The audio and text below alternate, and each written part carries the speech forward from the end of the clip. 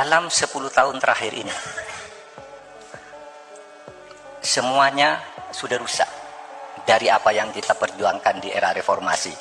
Saya tidak tahu lagi bagaimana cara memperbaiki keadaan ini yang sudah moral dan etika sudah rusak seperti ini, demokrasi sudah rusak. Kita tidak boleh lagi memberikan kesempatan kita karena ingin bertengkar atas nama demokrasi liberal, lalu kita rusak semuanya dan ingin semua mulai dari nol. Tidak kita izinkan itu. Tetapi alhamdulillah Pak Prabowo dan Pak Jokowi bersatu dalam satu kekuatan, kemudian mencoba menyatukan elit Indonesia. Ada masalah besar di depan kita, jangan lagi bertengkar. Mari kita songsong masa depan Indonesia dan kesempatan Indonesia menjadi bangsa besar. Sebagai generasi muda, saya juga ngeri juga kalau kita mengentertain pertengkaran ini terus-menerus secara dangkal. Orang lain sudah kemana, kita akan kemana.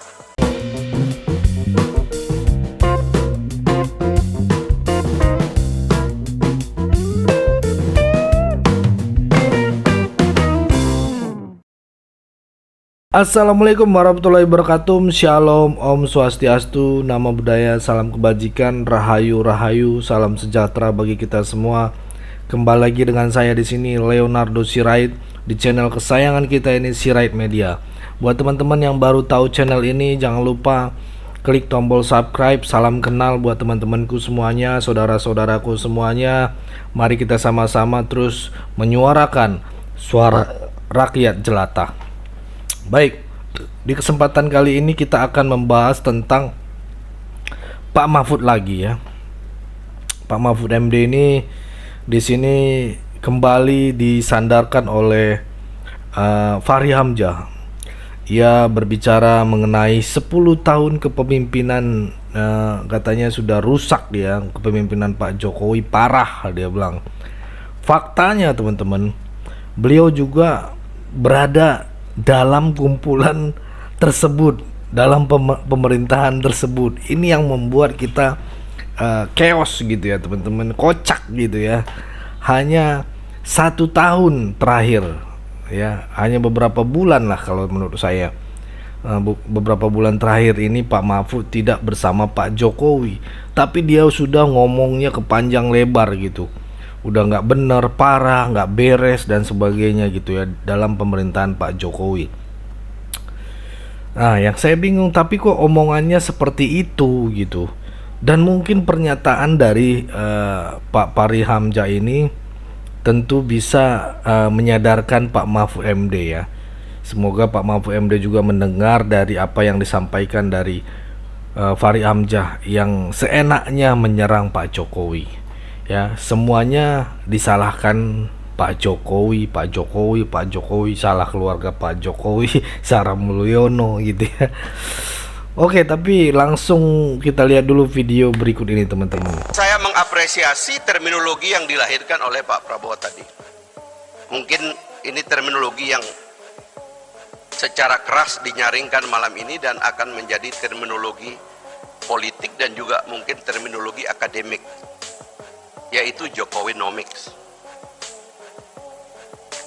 Saya lebih baik mengatakan Pak Prabowo, Jokowinomics itu adalah,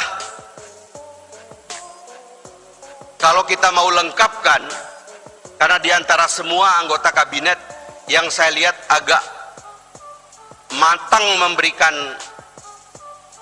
argumen kepada apa yang dilakukan oleh Pak Jokowi, maka Jokowinomics adalah Prabowonomics.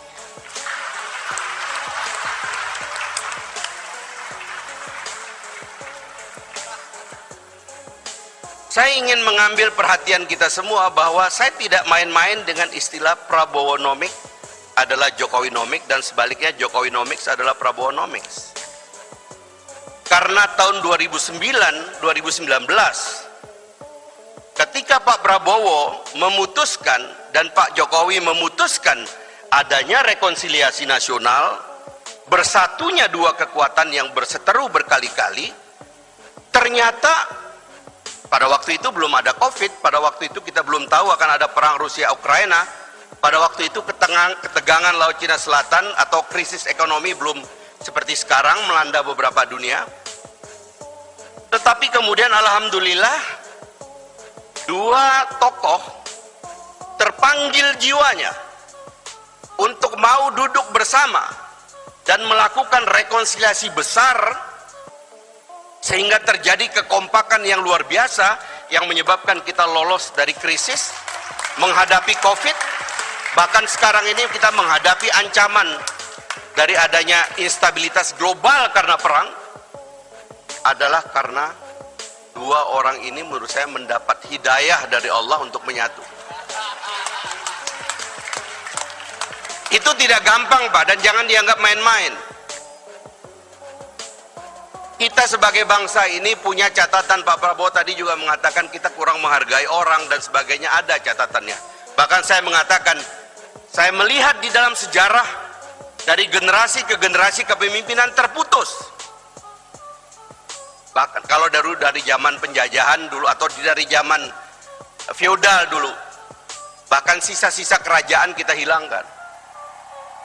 Dari penjajahan dulu, kemarin saya lihat ada riset di media tentang kenapa sisa-sisa Belanda di Indonesia nggak ada.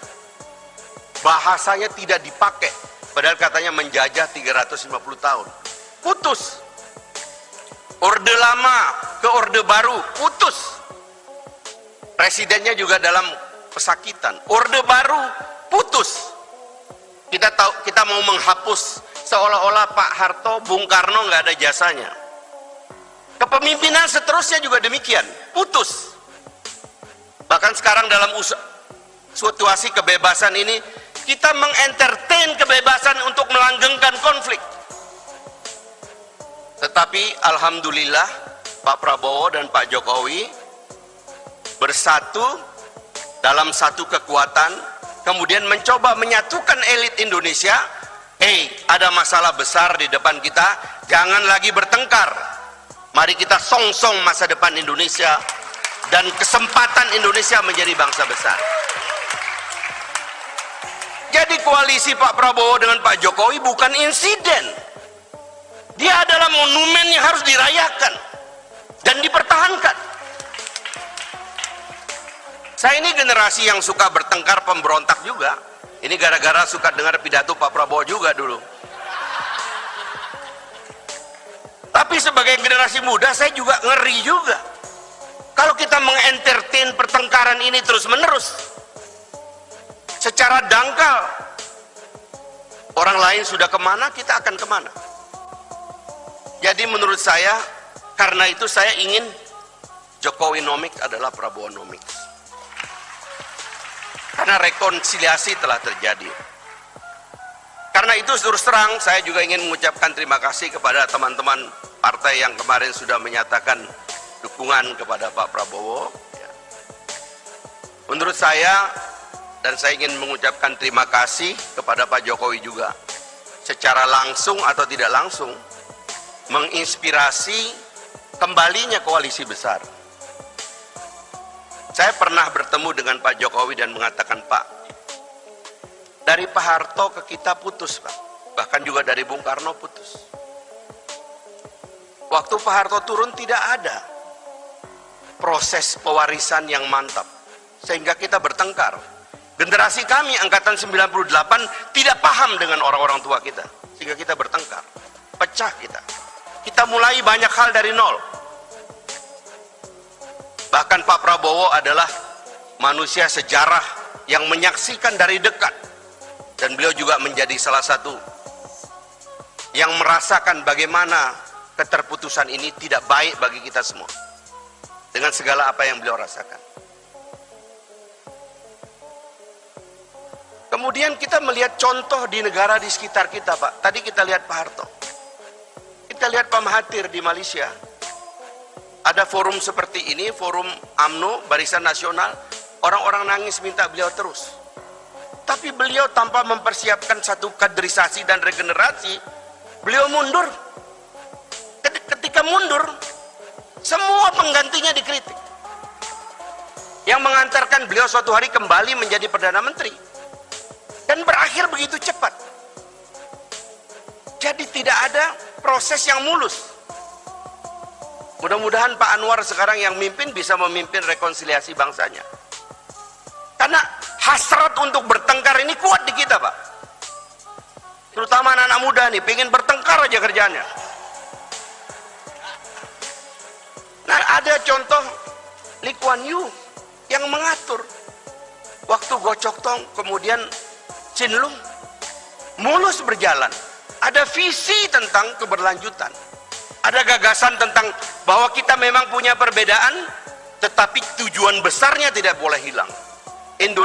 Indonesia emas tetap ada di depan mata kita, dan kita tidak boleh bertengkar tentang Indonesia emas. Tadi Pak Amran mengatakan super power baru, kebetulan Gelora pakai super power baru, Pak. Ya mirip-mirip lah itu. Jadi menurut saya 2024 menurut saya pikiran besarnya yang tadi sudah diungkapkan oleh Pak Prabowo harus menjadi pikiran bersama. Kita tidak boleh lagi memberikan kesempatan kita karena ingin bertengkar atas nama demokrasi liberal, lalu kita rusak semuanya dan ingin semua mulai dari nol. Tidak kita izinkan itu. Oke, cukup itu tadi videonya teman-teman ya. Segitu dulu teman-temanku, saudara-saudaraku semua. Berikan tanggapan teman-teman ya yang menonton video ini. Boleh berikan pandangan kalian, panjang pendek, monggo. Saya akan baca semuanya teman-teman. Saya akan responi karena ini juga masukan buat saya sebagai konten kreator gitu ya. Dan juga pesan saya teman-teman, tetap jaga persatuan Indonesia, jangan mau diadu domba karena NKRI harga mati. Saya Leonardo Sirait, mohon undur diri teman-teman. Sampai jumpa di video selanjutnya. Bagikan video ini ke grup WhatsApp, grup Facebook, grup-grup teman-teman saudara. Ayo kita sama-sama terus menyuarakan suara rakyat jelata. Bye-bye.